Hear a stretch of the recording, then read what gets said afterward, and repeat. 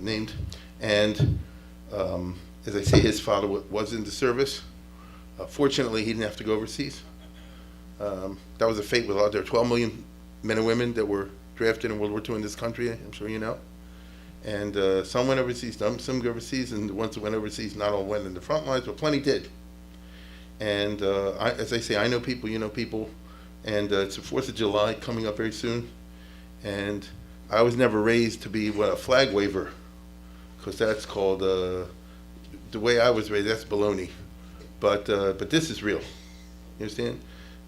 To pay tribute to those who served the country and who paid supreme sacrifice, whether in life or in limb, and plenty of limb, and to be perfectly honest, a lot of people went to the Pacific War, came out nuts. It's not their fault, but the things they saw were just beyond belief. I don't think the public is generally aware of the kind of stuff they had to go through in places like Guadalcanal and Tarawa and Peleliu and things like that. And there is a Jewish angle to all this, and I don't mean it to be in a funny way, and I'm going to try to make the point. But in order to do that, you have to always start at the beginning. And so I was fortunate enough to get a couple people that agreed to sponsor this and take that off my shoulders, and then I'm able to set it out to invite everybody here, if you wish to enjoy the next couple nights. And so without any further ado, this is a series called Pearl Harbor, Hiroshima, the Jews, a remarkable yet unknown chapter in American history. It says I'm really doing American history tonight with a Jewish ingredient, rather than Jewish history with American one. It's a little different than what I usually do. But I won't issue any more apologies for that. Yosef, are we working well? Okay, great. So now tonight's the first lecture, which is called The Protocols of the Elders of Zion. Okay. So I start with the beginning, and in this case it's not hard to come up with the beginning, because if you go back to the beginning of American history, neither country knew about the other. And the time of George Washington, as you can see from the first map, the whole U.S. was on the East Coast. There wasn't a West Coast. Consequently, Japan was 1,000,000 miles away as far as they're concerned. Nobody went to Japan. There was, interestingly, a little bit of trade, believe it or not, with China, but not with Japan. The things that changed was in the 1840s, when one of the most remarkable of the American presidents, who's not really so well known or acknowledged, James Knox Polk, was a great expansionist, and he doubled the country. It's not politically correct today to praise him for two reasons. Number one, he was a slaveholder. And number two, I guess you say he conquered the Mexicans. And says, they want it back. And this is a sore point if you live in the West. And they do not like Polk at all. That's why the U.S. government doesn't put up any statues. They're afraid to blow him up. But he was quite a guy. And say what you want, he doubled the country. And that's quite a statement I made when I say double the country. I'm talking about Texas, California, Arizona, New Mexico, Utah, Nevada, all that, and Oregon, and Washington State. Oh, that's a lot. And if you know who he was, he said, I think in his inauguration address, or around that time, he said, I'm going to be president once. I'm going to do 4 things, then I'm going to leave. And he's one of the very few politicians that did exactly that. He said, I'm going to annex Texas and the West Coast, solve the Oregon dispute with Great Britain, and create an independent treasury. There was a time when the U.S. government, thanks to Andrew Jackson, used to put all the government money in private banks, and the private banks weren't guaranteed. Oh boy. Now, as a result of that, the U.S. all of a sudden became a Pacific Coast country, West Coast. I might also add that one of the few things that are not so well known about Polk was this: when we took over the West Coast, we kicked out the Russians. People are not aware. Most people are not aware. The Russians were expanding. They had Alaska, and they had, look at that. It wasn't only Alaska. They actually went down to San Francisco. And the Mexicans were fighting to kick the Russians out of San Francisco. Can you imagine if we would have the Cold War with the Ruskies in San Francisco? Oh my God. So, Zachar Oso Ish Latov, James Polk. But there's another guy, and that's William Seward, who was Abraham Lincoln's Secretary of State. I think people know now, because when popular, people become Lincoln maniacs. And Seward, especially when the Civil War was over, and he recovered from the assassination attempt in which he was cut to pieces, if you remember, and he survived. And then he was the Secretary of State, and basically the President Johnson didn't tell him what to do, so he did his own thing, and he was remarkable. He bought Alaska from the Russians. The Russians, till this day, I don't blame him, can never get, how could we be so stupid? So, I mean, as if you know, they actually pushed it on him. he had to bribe Congress to say yes. Can you imagine how stupid the Congress was? Okay, you can. Anyway, it was called Seward's Folly, you know. And he was a far-seeing guy, but I want to tell you something. He not only took Alaska from the Russians, and again, imagine if the Russians had been Alaska in the Cold War, okay? He wanted, if it was up to him, he'd take over the whole Pacific. He took Midway. Look at the next map. Perhaps you can't say, I don't have a pointer with me, but those islands in the middle, a little bit is Hawaii, in the middle of that vast ocean, and a little bit to the left and north of that is Midway. So in other words, he was already saying, let's grab whatever we can because nobody's there. Now, only because nobody else should have it. So in other words, all of a sudden, with Seward, you start to see for the first time in American history, people worried about Pacific security. You understand? Once upon a time, it was like the Mars. You understand? But then, if we're in San Francisco and we're in Seattle, maybe somebody can come one day. So he was really a visionary. Okay? So he was able to acquire the Alaskans, the Aleutian Islands, and the Midway. But he was a yochid in thinking about West Coast security in his time. Nobody else thought that way. They thought it was crazy. By the 1850s, a little bit before that, the USA, having taken over the West Coast, let's say under Polk, now they start looking to the Pacific, and they see three countries there. Let's go to the next map. If you look on the left of the map, you see it's China, Russia, Japan. Those are the three countries. That was during time of President Pierce, Abraham Lincoln, all those guys. There were three countries there. Korea was also a shtetl country, but not really. The three real things was China and Russia and Japan, and that's what it still is today. And so, if you're America, that's what you have to deal with. The U.S. doesn't think of them in threats. It's the 19th century. They're too far away. It's not exactly in the 1850s like they're going to send a fleet. America instead thinks traditionally in terms of its lifeblood. The lifeblood of the United States was trade. Once upon a time, this country didn't have welfare. This country didn't have Social Security. You were on your own. The country did not have federal taxes. You hear what I said? The country did not have federal taxes. It was against the Constitution of the United States to have federal taxes on the individual. They had to put an amendment to the Constitution in 1913 to change that. Instead, where did the revenue of the federal government come from? From the tariffs. So it's all trade. So to the degree that this country did business, import, export, overseas, the country flourished. To the degree that they didn't, the country had a depression. And so consequently, every president from Washington on was thinking Yomam V'Layla how to increase the trade. That's just, it's normal, okay? So Washington, Jefferson, Hamilton, if you know who they were, they all struggled in the early years of the Republic with the question of how to keep the trade going. They didn't think in terms of the individual schnook, is he or she going to live or make it or not? That, you're on your own.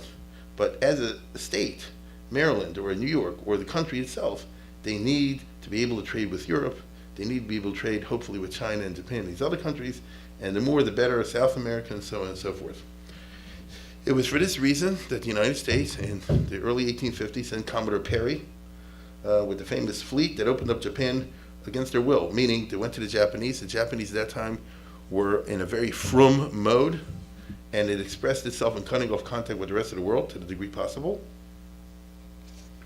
They were totally happy with living in their medieval system, with the emperor being a figurehead and the shogun running the show. And as feudal lords and all that kind of stuff, you know, the samurai, and they were totally happy with that. And they didn't want to be pushed in the world. But the U.S., in its way, so I guess here's a whole country we can, you know, we can sell rice to the Japanese. You know what I mean? You know, ice to the Eskimos. I mean, you know, it was the Yankee traders. And in order to open it up, they came in and forced them. And then the Japanese, realizing that they'd been pushed around and that they were a weak and backwards country, did what no other third world country did, and they said, the heck with this, we're going to totally modernize. We're just going to do it. So they introduced radical changes into their culture, which no other country was willing to do. You hear what I said? No other country was willing to do that. And in the 1800s, and they did it with a will. This new emperor, Meiji, they call him, he presided over this, and he and his senior advisors, they said, we simply have to do a complete reinvention of the self without sacrificing the inner core. So they wanted to be modern Orthodox. Understand? And not to be too funny about it, they actually had to change the religion to make it more emperor-oriented and things like this. They got rid of the Buddhist and Confucian elements from the religion. That's a whole Maisa by itself, which I won't go into. Anyway, one of the things they did was completely reorganize the government system and the education system and health, education, welfare, medicine, and this and across the board, and military. Because if you look at the Americans and the British and the Germans, they boss everybody around because they have a modern military. We're going to learn the modern military. We don't know anything. We're willing to learn. There's always been the Japanese plus as well as their minus. They're willing to learn. They don't know how to say anything themselves. They didn't create anything new, but they're totally willing to pick up the latest technology, and nothing wrong with that. Most of the world, listen, I don't invent any of this stuff. I just use it, right? So that's what most people do. This is unique, as I say before. This is the only think what I just said, it's the only third world country like that. All the others have, for one reason or another, wallowed in the past and then been backwards, and only small groups like military juntas and junk like that, and tiny, tiny elites. When Japan, you're talking about public school, you're talking about roads, hospitals, the whole society from top to bottom. That's really quite unusual, okay? As a result, within a very quick time, Japan became what we would call today a modern country, even though they still hold on. They're modern Orthodox. They still want to hold on to all the Japanese stuff. So you really had it, as if I can paraphrase the famous Maskilic comment of Yalag, Yehuda Leib Gordon, who said you should be Adam b'tzeisecha v'Yehudi b'beisecha. So they would say you should be Adam, you should be a regular guy when you walk in the street. You'd be a Japanese in the house. So you come home, take off the shoes, put on the robe, but on the street they do it. So they negotiated with modernity in their own way. That's the point I'm trying to say. But they did embrace totally the modern technology. And let me put it this way. You want to get an army? First thing I guess, go to France, bring in all the French. France got beat by Germany, bring in the Germans. And the Germans totally reorganized their army, the Prussians, from top to bottom with a Prussian general staff system, which was the top line. When you want to get a navy, the British got the best navy, so they just brought in the British, and they sent all the guys to learn in England the best navy. They even learned all Admiral Nelson stuff, and they really turned out, as you know, unfortunately, a darn good navy. So this is who they were. Okay, now by 1895, that's 40 years after Admiral Perry, and only 20 years after they started to be Mechadish, or maybe 30 years. They were in a position that they can be a world power. And the way they saw it, if you look at the Europeans, the way you show that you're world power is not really through science and Nobel Prize and all that, even though we talk that way. The really thing that world power, conquer other countries. You understand? Talk is talk, but we see what really goes. And so they attacked China. China's next door country. Japan and China historically have been friends and enemies. But theoretically, if China ever got its act together, they're gigantic and they should be able to crush Japan.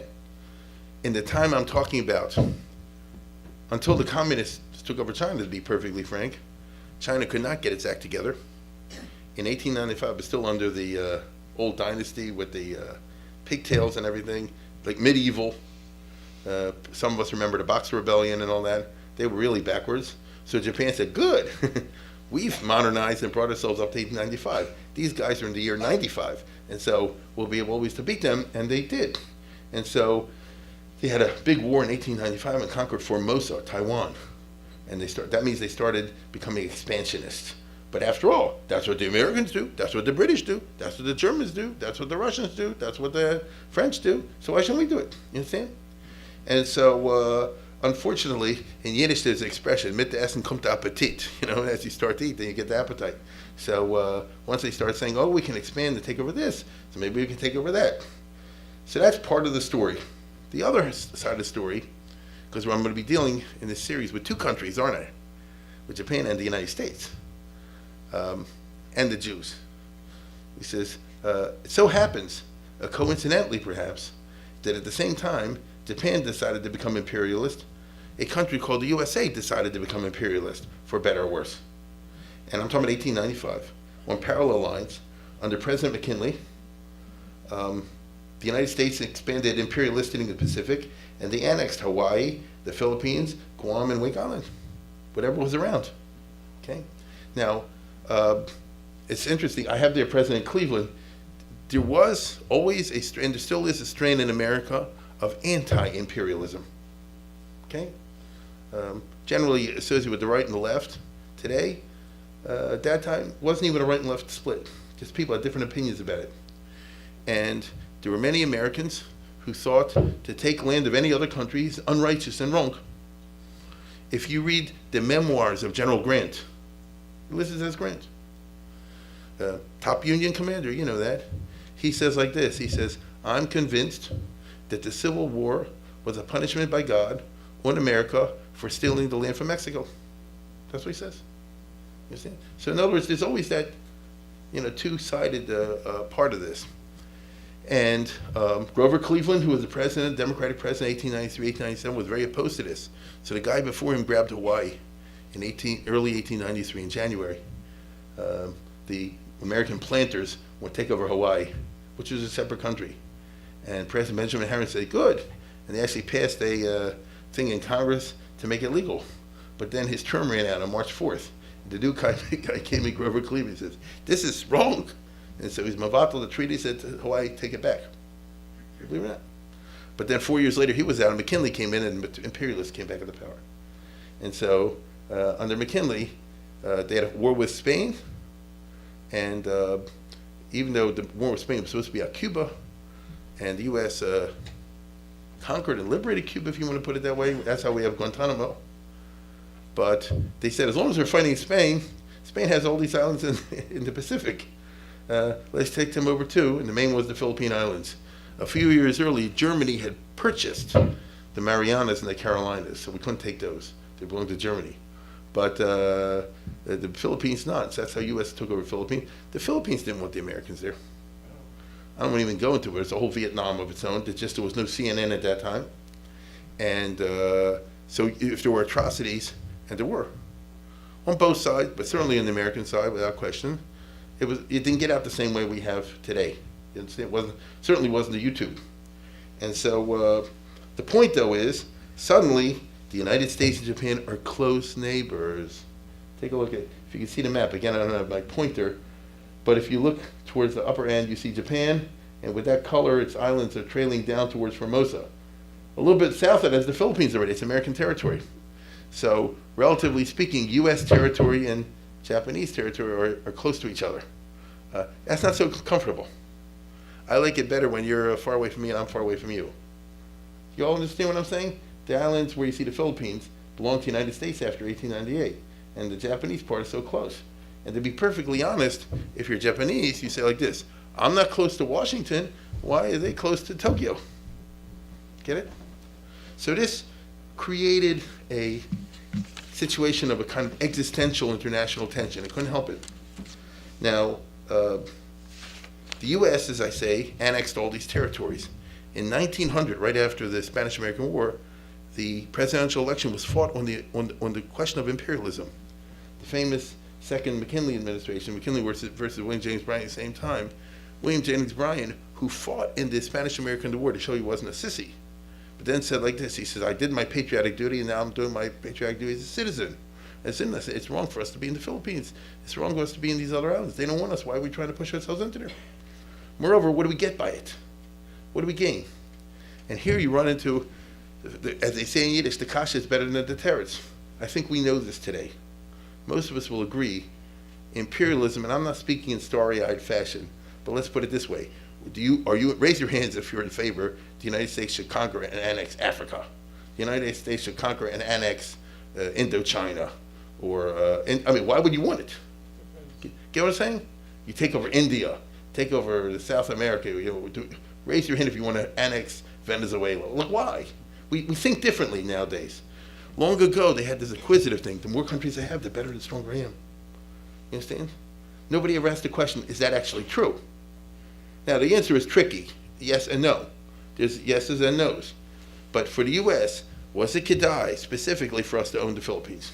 That was the big issue of the 1900 election. What do we actually gain by it? Now, McKinley won. And nevertheless, I think it's pretty clear that William Jennings Bryan was correct.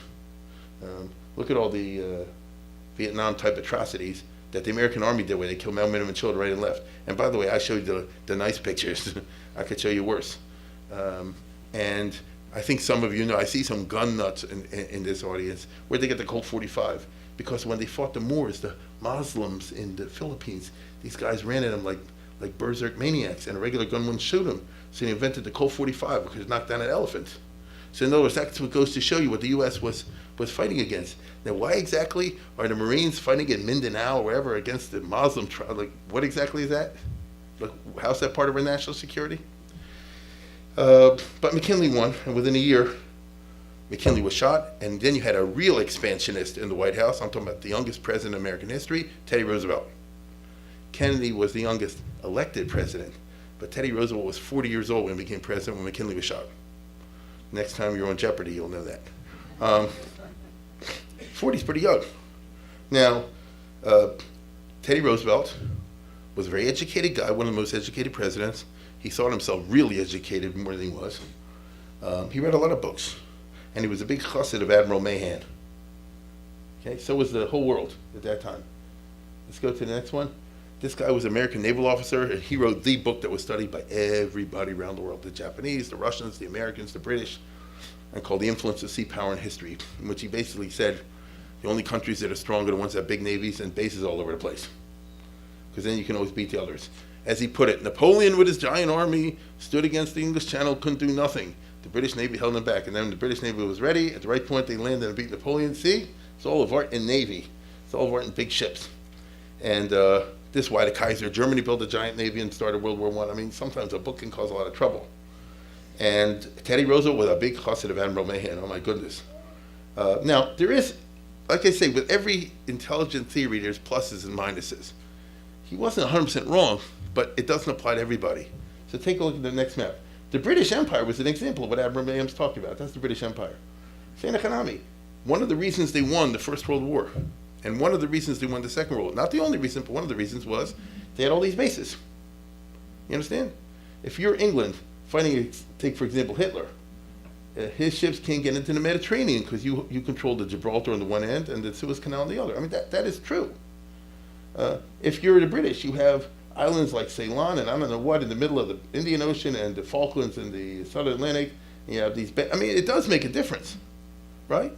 So the Germans, who were the enemies of the British, couldn't get at a lot of resources for this reason. On the other hand, just because it works for England in this particular mode doesn't mean it's appropriate for the U.S. or for Turkey or for whoever. You understand? So Roosevelt and the others didn't really think it through clearly, as we would say. They're blinded by the success as they perceived the British imperialism. They said, I want America to have a piece of that. Okay? And so the result was he thought it was a great idea to have big navies and all that. But even he came to see as time went on, by the time he finished the White House, because when he was the president, they had a lot of these atrocities. And he was very good at covering it up. And there were journalists, and at that time American journalists, who came back and reported on all the killings in the Philippines. And Teddy Roosevelt rigged the congressional investigations, you might say, to go his way. But even though technically he won, the public could see is not so good. And by the time he finished, they had already suppressed the rebellions, and the Philippines were pacified, which means they killed a lot of people. And by the way, the Philippines had thousands of different tribes. They still do. And many of them are cannibals and this and that. I'm not saying they're tzaddikim either. I'm simply saying, why are you from Baltimore, Maryland going fighting over there? But by the time it's over, America had it. But then he said like this, we got a white elephant. What are we going to do with the Philippines? It's just a hostage to a war against Japan. You understand? It puts us in a vulnerable position. But what could he do about it? Now, Teddy Roosevelt was an intelligent guy. He thought he was anyway. And he watches Japan and Russia warily. Because he looks at the West Coast, and he looks beyond the West Coast, and he sees the Pacific, and he sees potential powers against America. Someday somebody can come and bomb San Francisco, or Seattle, or Los Angeles, or something like that, San Diego. It's true. Maybe somebody will land troops here. Maybe. It's true. Now, who do you got? You got three people you have to worry about. Just keep that in mind. You have to know your basic geography, otherwise it doesn't make any sense what I'm saying. You got your China, you got Japan, you got Russia. China is not going anywhere in his time. China was hopelessly weak. They were killing each other like crazy. The warlords, as you know. There was a complete disunity. And tomorrow China will be something, which it's become today. But not at that time. So China he had contempt for. Russia's Russia. Russia's real. You got to watch out for them. It so happens that at the time of Teddy Roosevelt, Russia was weak because it was under Nicholas II. He was a jerk. And he couldn't control his own country from having revolutions. Japan, they're getting stronger all the time. And the U.S. has to be very wary. And you don't want to get in a war with them. Why should you? Right? He was an intelligent guy. Why should you? So, got Russia and Japan to worry about.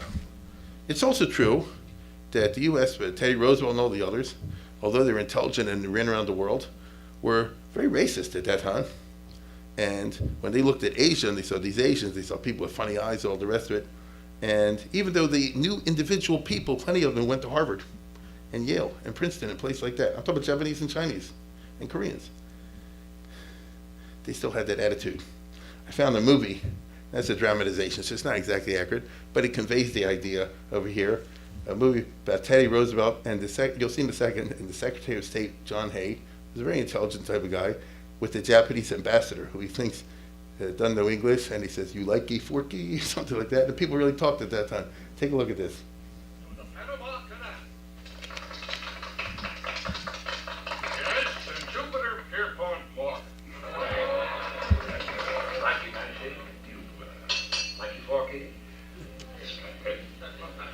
And now, Mr. President.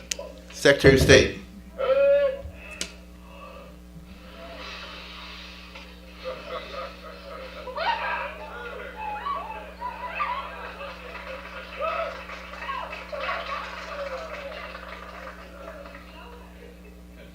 May the breath of Theodore Roosevelt be like the wind that he has sent across the Pacific, wind that bends the trees of aggression and injustice, but a true wind marked also for its warmth, an American wind.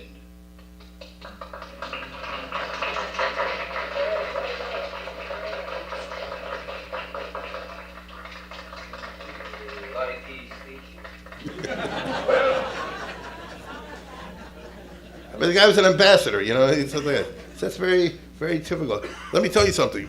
It's an exaggeration and it's not an exaggeration. When Japan will bomb Pearl Harbor, Franklin Roosevelt said like this, I mean, those Japanese planes fly? I mean, he was get it? No, that was just stupid. You understand? I'm speaking here about racism, stupid level, okay? But anyway, and then to Roosevelt's, I won't say delight, but bemusement, that might be the right term, the two enemies start fighting each other, Japan and Russia, Russian-Japanese War in 1904, okay? Russia and Japan got into a quarrel over who should rule Korea. That's what it boils down to. You see Japan, you see Russia in the upper side where you see Siberia and Vladivostok, and you see the Korean Peninsula. I think most of you know what I'm talking about. I don't have, like I say, my pointer, but Korea really should be its own country, but it's not going to be. It's going to be swallowed by one of the others. The question is who gets to swallow Korea, and it was Russia versus Japan. So they got in this kind of a war. The Japanese, to everybody's surprise, inflicted some surprise attacks successful on the Russians. They attacked Port Arthur, which means that they did a tactic that was most famous from Lord Nelson in Copenhagen, where without declaring war, they did it's the original Pearl Harbor. He went in to destroy the Danish fleet because Denmark was thinking of joining Napoleon. So he said like this, I'm going to make sure there's no Danish fleet Bechlal, so it shouldn't be part of the diplomatic negotiations. And he sank the fleet without a warning. So this became the model of all the people surprise attack. Listen, Israel did in 1967. Okay? So you understand. There's a savara to it. After they destroyed most of the Russian fleet at Port Arthur, it wasn't so simple as I'm saying it, but that's basically what happened. They besieged it. Now, Port Arthur is in Manchuria. Just take my word for it. It's an important port and fort in China, which really should belong to the Chinese, but the Russians were holding it. And it was a long, difficult siege and so forth, but the Japanese eventually won, which was a tremendous humiliation for Russia to be beaten by these likey, forky, speechy type people, you know, these other things like that.